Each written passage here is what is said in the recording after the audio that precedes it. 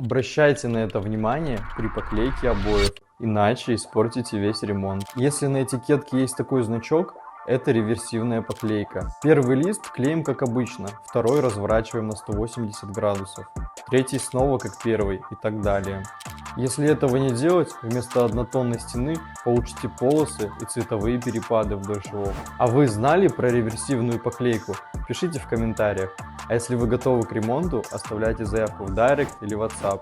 Наш прораб приедет на бесплатный замер и консультацию.